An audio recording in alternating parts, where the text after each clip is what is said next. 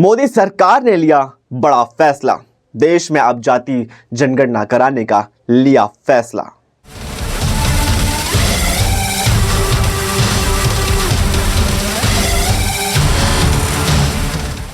बता दें कि 2021 में कोविड-19 महामारी के कारण जनगणना नहीं हो पाई थी। आपको बता दें कि जनगणना हर 10 सालों में की जाती है, लेकिन इस बार थोड़ी देरी हुई है।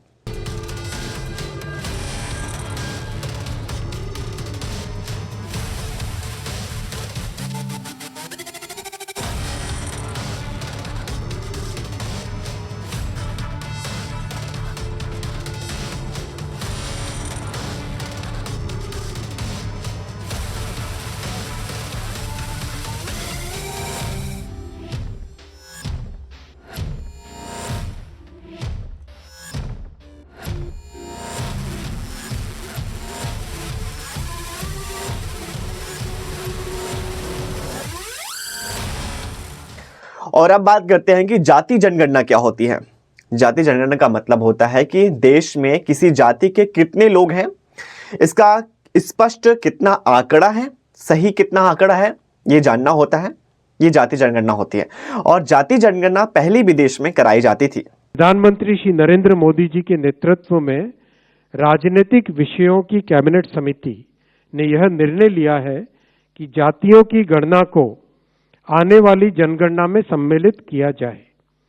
भारत में ब्रिटिश शासनकाल के दौरान 1872 से 1931 तक जाति जनगणना कराई जाती थी।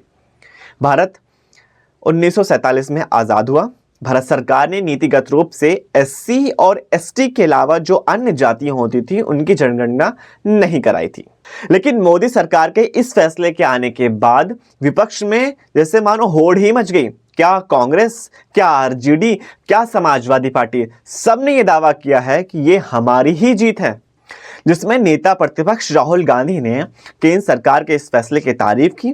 उन्होंने कहा कि संसद में कहा था कि जाति जनगणना करा कर रहेंगे। साथ ही साथ राहुल गांधी ने केंद्र सरकार पर सवाल करते हुए कहा कि इसकी क्या टाइमलाइन है, ये कब होगी, ये केंद्र सरकार को बताना चाहिए।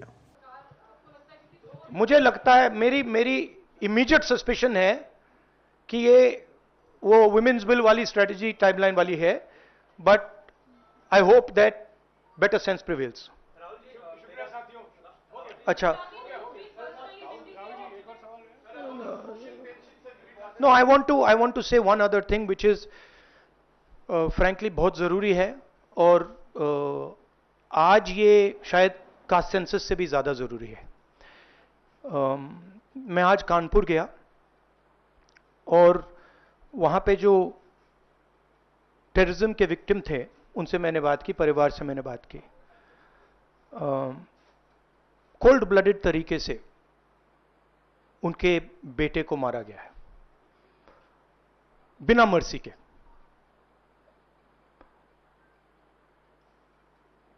और 28 लोगों को ऐसे मारा गया है, बहुत सारे लोग घायल हुए हैं।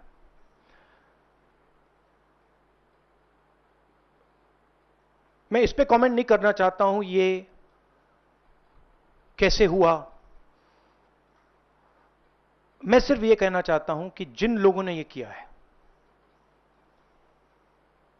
जो भी हैं, कहां भी हैं,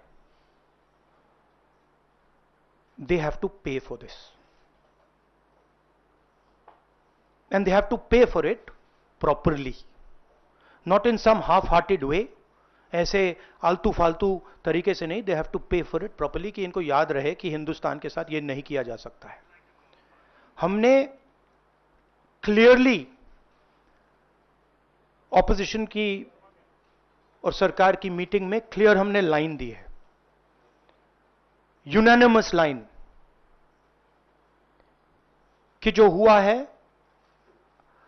एक्सेप्टेबल नहीं है। और पूरा का पूरा ऑपोजिशन 100% सपोर्ट सरकार को देगा और दे रहा है। नरेंद्र मोदी को एक्शन लेना है, एकदम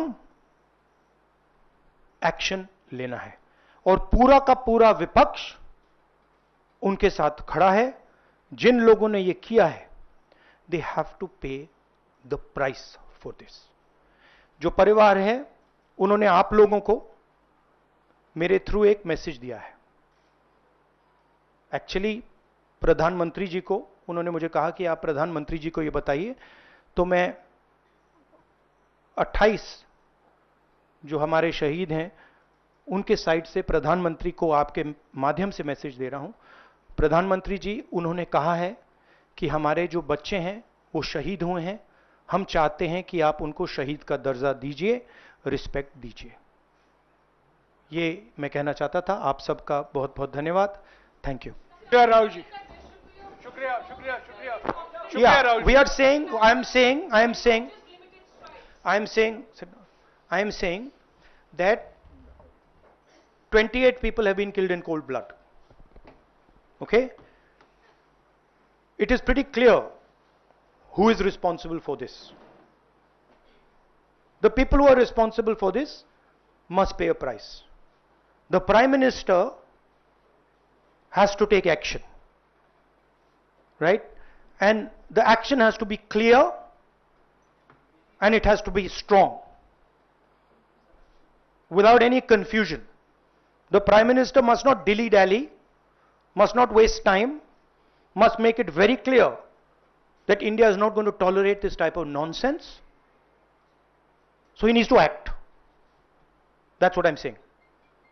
He can act in whatever time frame he thinks necessary, but he has to act soon. शुक्रिया। I think you heard what I said. शुक्रिया I शुक्रिया said, शुक्रिया। I think you heard what I said. I said, let me speak. I'm not advocating anything. I'm being very clear. The people who have done this need to pay a price. Okay? And the Prime Minister has to act on it now, firmly. He should not dilly-dally. He should not be in a confused state. Thank you. जिस ढंग से मोदी सरकार ने राहुल गांधी के सबसे बड़े चुनावी हथियार को बेअसर किया, उस पर तो सियासत होनी ही थी। अब आया ऊंट पहाड़ के नीचे। अंततः नरेंद्र मोदी सरकार को राहुल गांधी जी की बात माननी ही पड़ी, क्योंकि राहुल गांधी जी की बात, राहुल गांधी जी की आवाज भारत की आवाज है कि जिसकी जितनी भागीदारी उसकी उतनी हिस्सेदारी। देश के दलित, शोषित, पिछड़ा, वंचित, एससी, एसटी, ओबीसी, इन सब को देश में न केवल उनकी आबादी हो, उनकी भागीदारी भी हो, उनकी हिस्सेदारी भी हो, लेकिन इससे नरेंद्र मोदी उन्हें वंचित रखते थे। अब जातिगत जनगणना होगा, उन्हें न्याय मिलेगा। इसलिए हम कह रहे हैं कि अंततः राहुल गांधी जी की आवाज देश की आवाज थी, इसलिए नरेंद्र मोदी सरकार को उनके मांग को स्वीकार करना ही पड़ा।